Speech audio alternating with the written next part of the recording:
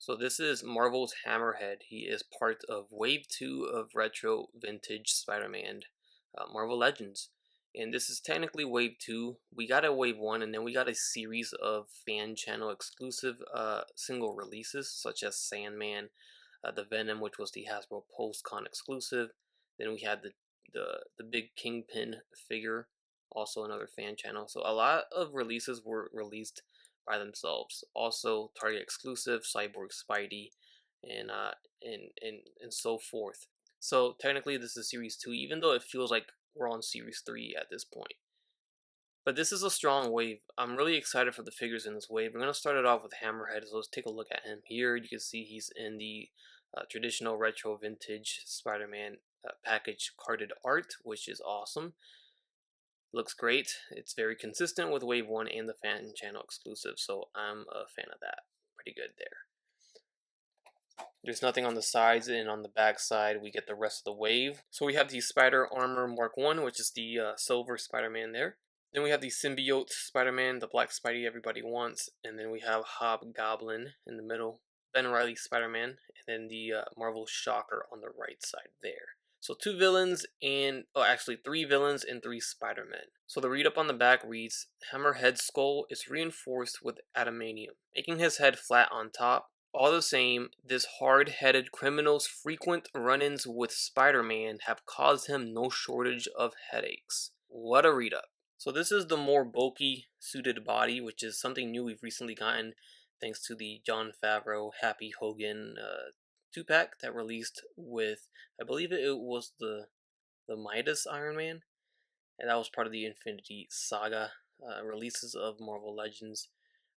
This, I think it is the same body, except the torso piece is different for sure. His jacket is a different jacket, so that's an easy, slip over the torso piece there. Looks good. I like that they did change that. It's not just the same tie that Happy Hogan had. This one has the tie tucked in, and it's molded into the torso there. So overall, this figure looks great. Very nice improvement over that Chameleon Marvel Legends release that came in the Rhino Build-A-Figure wave way back from the Infinite series of Marvel Legends. And that was our only Hammerhead till now. We didn't really get a definitive Hammerhead from Hasbro. And yeah, it was worth the wait for sure. This one looks really great, long overdue. It's going to go well with your Spider-Man figures. So let's dive into what he comes with. Not much with these retro figures, at least right now. Of course, we all know there is no Build-A-Figure with these releases. You're paying a little bit higher price tag, I guess, for the the new face sculpt, the new mold, and the retro packaging is what I would put it at, because there's not a lot of accessories to substitute that Build-A-Figure piece. But nonetheless, this is a pretty chunky figure. Looks great, and I think you guys are gonna like it. So alternate hands consist of some open, half-open hands here. They're not really for grabbing much, but you see the right hand is a grabbing hand compared to this left hand that really is not. And mainly the right hand will serve its purpose with his next accessory, which is the baseball bat. Pretty straightforward here. It's just brown, and that's it. There's no sculpted detail or anything, and that would slide into this hand more so than the other one, because the other one really is not going to grab that. See? And just like that, the right hand grabs the bat. Alright, and up next we have Hammerhead himself. There's an up-close shot at that new head sculpt. And you can see there he's not very happy. He's very serious and probably upset. And it looks good. I really do like this head sculpt. Let me know what you guys think down below. Another thing that really caught my eye is how beautifully printed or painted these stripes are on his suit. I don't see any issues here at all, so I'm glad that that was done very well. We do get pins though, but even with the pins, you can see the stripes even hit those pins too, so they don't cut off. They go to that elbow joint too, all the way down to the pants, and on the back side too. So very dope paint job, very dope body mold, perfect body for Hammerhead. I like this new body. Very nice job with that. You can see the legs are truly brand new because the legs have pinless joints, and looks like the arms were reused from something else. But speaking of the arms, let's pan out a little bit here. It is truly nice to see a suited body with a jacket and all, with the ability to have the arms posed straight down without issues. Uh, that's an issue that Marvel Legends have had for a while, especially Nick Fury's. I think they've solved that recently. This isn't the first figure that did a good job with it, but mainly suited bodies, anybody that has a jacket or a coat, suffered from that Nick Fury syndrome where the arms were always spread out and you couldn't get them all the way down. They were always stuck out to like that position. But now it pretty much hits his hips there. So very nice. I like that. Small things like that. Such a huge improvement. So definitely like that about the figure. Another really cool touch is the brass knuckles that are on his left hand. These are molded on there. It's on the fisted hands there. Very cool. You can kind of see it makes out the letters HEAD, so head. So no head. But yeah, overall, pretty cool, detail there. I like that.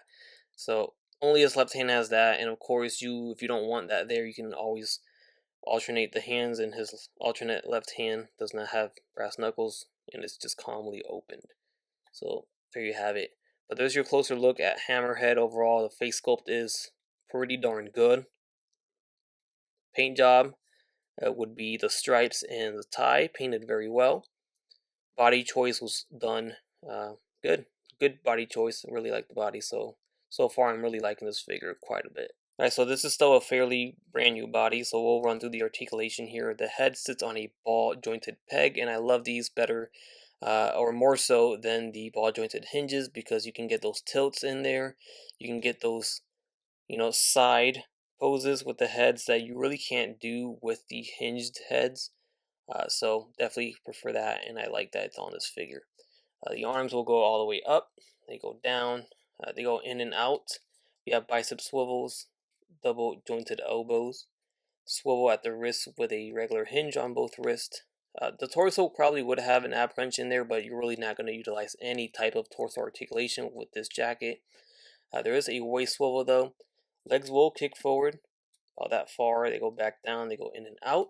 We have thigh swivels, we have double jointed pinless knees, of course.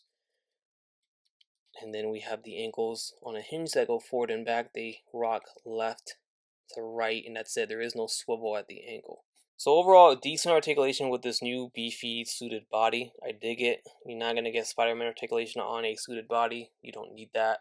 I think this is good, mobility for this character. And I really appreciate that, again, the arms can go straight down with no issues. So here's a quick pose with the baseball bat. Pretty dope. Of course, we got him in the casual, casual but intimidating pose of the baseball bat on his shoulder there. And in this aspect, I do think he should have a side hinge for this hand at least, so you can pose it better like this. But clearly, as you can see, you can still pull it off. And another simple quick pose with the bat, using the calm hand there. Just have him gripping the barrel of the bat. I was thinking of displaying him with a Tommy gun or some sort of, firearm, but he doesn't really come with any trigger finger hands. You know what? I take that back. He actually can hold a gun. His finger is separated from the rest of the fingers or the hand, so he technically does have a trigger finger. He actually holds this gun perfectly. It seems like he's meant to have this gun. I don't know, but this is actually the I don't know. This is a submachine gun, I think. I'm not a weapons expert, but this gun came with the Baroness from the G.I. Joe Classified movie series. And I like the realistic weapons that come with G.I. Joes, and I think they fit in with Marvel Legends too. So I gave it to Hammerhead, and he holds it pretty well. I mean, it's not perfect. He's really chubby, so the arms are, you gotta play around with it and see what you can do to get him to look natural with it. At least aiming it. But this is not too bad. It's not too bad. Looks good. And silly me didn't realize I didn't have the magazine attached to the gun, but there it is now. Now it's complete. I knew something looked weird about the gun. I forget now, Hasbro does removable magazines, so keep an eye out for that in case you store your weapons in a accessories box, and they may come loose in there. So Don't forget about your magazines, and even your barrels here, or your suppressors. Alright guys, in terms of head swaps, if you guys are interested in seeing any type of head swap, then let me know down below in the comments, and I'll go ahead and post it on my Instagram. So keep in mind, this is a a beefier body, so if you ask for a Tony Stark, it's gonna look it's gonna look funny. Ah, there it is, more like it. There's that Tommy gun Thompson. This came with Captain America, I believe. Pretty sure that did come with Captain America, but definitely could have come with Hammerhead. It doesn't have that round drum magazine, but it's the best that we have, I think. I don't think we ever got one like that. So definitely fits in the hand. It stretches out that index finger quite a bit though. Over time it might warp, but it does hold the gun. Another thing you can do is use the Daily Bugle rolled up newspaper from Gwen, I think it came with, and put it in his right hand as well. Holds it just fine. Yeah, so I do want to put him next to some other retro vintage Spidey Wave figures. So this is from Series 1. No, this was actually a fan channel exclusive. So this wasn't part of Series 1. And it is the J. Jonah Jameson single release. Spider Sham Daily Bugle newspaper in hand and all. There he is next to the Hammerhead. Up next here is the Daredevil that was part of Series 1 for sure of the Retro Vintage Spidey Wave. And next to the Retro Vintage Target exclusive Cyborg Spider-Man figure. So here he is next to the new symbiote Black Spider-Man from this wave. Just kidding, this is actually the older one. Stay tuned for the new one though. Alright, and then here's that Happy Hogan figure that this body is based off of, so you can kind of compare the two bodies there. All being the same as I mentioned, except for that torso jacket, soft rubbery plastic piece. So here it's opened with the tie, and you can clearly see that underneath there is an ab crunch, but it is covered and unusable with the new one here, which is not a complaint, I'm just pointing it out. And then real quick, just for, in case you don't have that Happy Hogan figure and you want to kind of see this suited body next to a regular suited body, then I'll go ahead and throw in the Obadiah Stane suited body figure. This is on that standard, normal, size body with a suit. So you can see the difference there. Alright y'all, there you have it. Overall, really liking this figure a lot, having a lot of fun with it. It's the best Hammerhead we've gotten so far, hands down. It was much needed and overdue, and a huge upgrade over the Chameleon body Hammerhead that released in the Rhino series. With all that said though, you guys let me know down below in the comments section what you guys think and what you guys feel about this figure. Alright, and you all know the drill. Don't forget to leave a like, comment, and subscribe. As always, I'll catch you on the next one. Bye.